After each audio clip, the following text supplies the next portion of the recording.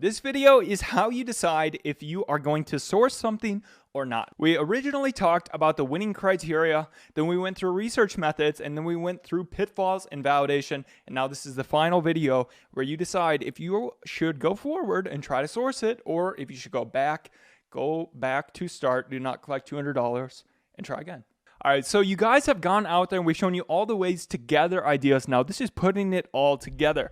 Lots of ideas, have them. If you haven't got them, go back and get them. Okay, so what we need to do is essentially we're going to take all these and we'll start filtering them down. And eventually you're going to find some ideas that, they pass all of these, and with your own judgment, like you just can't break it down, and it just seems like a really good opportunity. So the first thing is, did you differentiate? So watch the consumer needs video.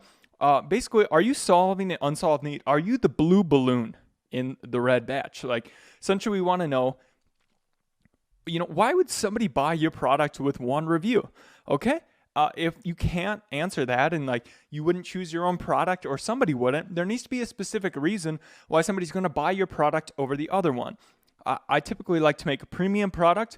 You could choose not to, but there's many reasons why. So if you're not sure, make sure you watch the video on the premium product. So basically, if we're inventing, we should be adding value, but there's many ways to add value that we've already talked about. But if you are going to invent, make sure that you've done it within keywords. You've read the customer reviews, okay? People have voted with their words by reviews of saying they want a specific feature or something that doesn't exist, okay? So make sure that you have read the customer reviews. You found a way to differentiate. So if we've determined that we're inventing within keywords, there's volume on those keywords, there's customers that want the product, and we're deciding we're going to go ahead and make that. Okay, well, now do we have the resources to compete? Okay, so you got to have the Benjamins, all right?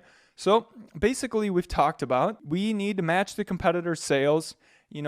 We need to have enough to get enough to sell as much as our competitors are. We're going to need to be able to fund about 2.5 months of inventory, as well as the ad spend and photos, and we've talked about that previously. Now you want to make sure the sales are evenly distributed, because essentially if there's only one or two successful sellers, that might be a warning sign. But if there's even distribution of sales and there's several successful people, and other people are successful that have started in the recent couple months or earlier this year, then it's going to give us a sign that we could probably be successful. Now, don't go for, like a Coach purse or Prada or something like that. Instead, we talked about the wristbands. Like, people really don't care about brand here. Maybe tablecloths, shower curtains, that kind of stuff. All right. Now, is it profitable? So make sure that you've gone ahead and you've calculated all the fees, and that this is actually going to be a profitable opportunity for you. And then what we're going to need to do is, we do need to take reviews into account. Like we said, we want to be differentiated so that when we are that one balloon out of the rest, people will choose us. But there's some markets where it's like there's so many reviews and there's so much previous amount that, it might be out of our resources to compete. So just make sure that reviews aren't an absolute necessity.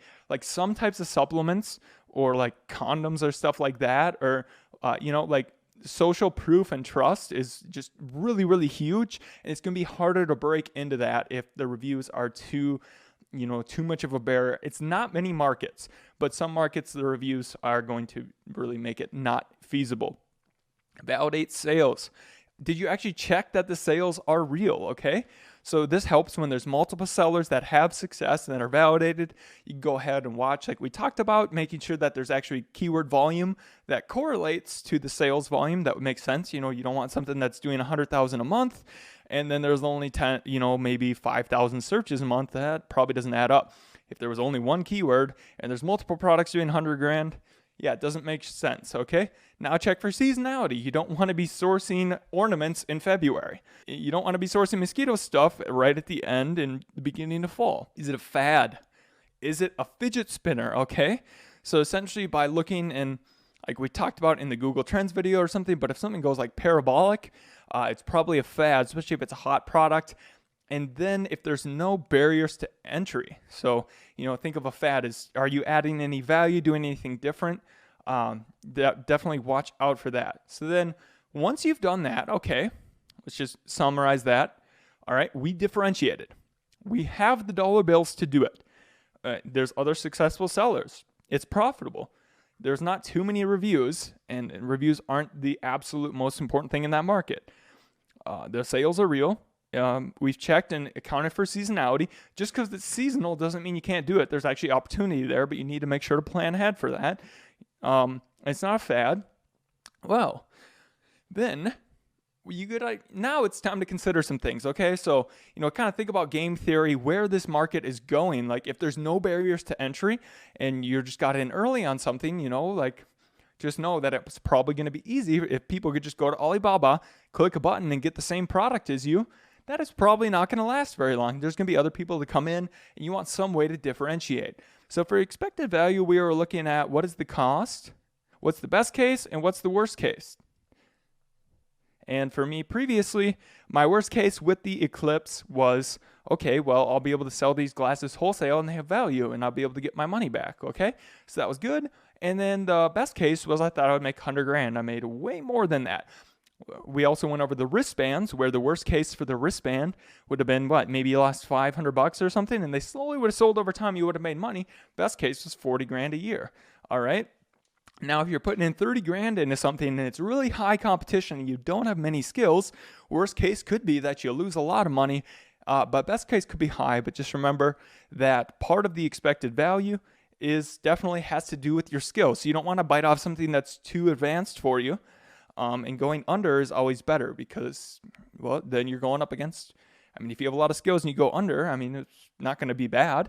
Then also taking a look at the cash flow, the lower the lead time, the better, okay? Because that means we have to invest less, and by having less cash flow required, our expected value is higher. Make sure you analyze the barriers to entry, that it's not too hard, that we don't have to make a brand new invention and get 10 patents just to make this. Also, that you've gone over all the pitfalls. Oh yeah, so one thing I forgot earlier, we want to make sure there's no trademarks, no patents, and it's not a restricted product or gated, and if it is, that we have the certifications and that we understand that it's still, if it's restricted, there might, it's uncertainty. So definitely not on your first product. Don't go over restricted, and gated is okay because once you get ungated for a category, you can sell in it, but restricted, probably stay away for your first product. So we're back to things to consider. We've analyzed the barriers to entry and whatnot. We found some way to differentiate. There's not too many barriers that we're not going to go ahead with it, but there's, potentially some. The more barriers there are that we overcome, the less likely it is that more people come in. So that's, kind of up to you to decide. And then, what is the brand and the LTV of this? Part of game theory with brand and LTV, it's like, okay, well, are there any other brands in here that are going to come and take me out? Or, how long will this listing potentially live? And that's part of analyzing your competitors. And it's like trying to think, okay, well, what will happen here going into the future? And the less barriers to entry, the more likely people come in and drive the price down. So that's how barriers to entry do help us. This is kind of the general thing. And you have to make your own decision and use your intuition on these things. These ones on the top are the absolute necessary, in my opinion. You got to differentiate. You got to have the resources to compete. You want to make sure there's evenly distributed sales. You could potentially be successful here if they're not evenly distributed, but the odds are much lower and you're taking a risk. Obviously, it has to be profitable. This is the other one that could be potentially, maybe you can come in if you really differentiate it and you really know what you're doing.